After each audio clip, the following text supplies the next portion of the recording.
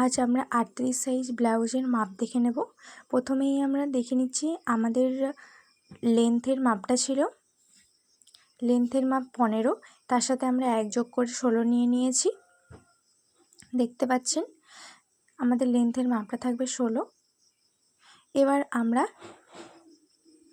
নিচের মাপটা দেখে নিচ্ছি। এটা আমরা রাখবো 35 ইঞ্চ এবং মাঝামাঝি আমাদের থাকবে 1.5 ইঞ্চের একটা গ্যাপ।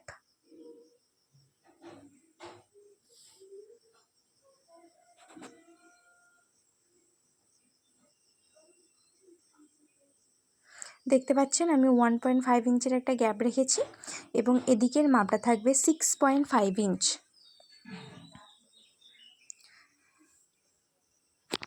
এবার আমরা আর্ম হোলটা দেখে নেব। আর্ম হোলটা আমরা রেখেছি 6.5 এবং শোল্ডারটা রেখেছি আমরা 8 এবং আমরা স্লিপসের যে শোল্ডার কাটিং তার জন্য রেখে নেব আমরা 3.5।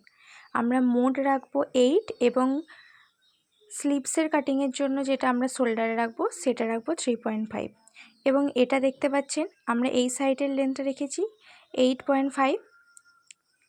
এবার আমরা চেস্টটা আপনাদেরকে দেখিয়ে দিই। ফুল চেস্টটা থাকবে 38, তার সঙ্গে 1.5 যোগ।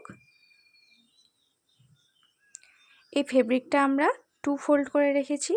এবার বাস্ট পয়েন্টটা দেখতে পাচ্ছেন এদিক থেকে 4 ইঞ্চ এবং ওপর দিক থেকে 10 ইঞ্চ এবং মাঝামাঝি আমরা বাস্ট পয়েন্টে দাগ দিয়ে দিয়েছি।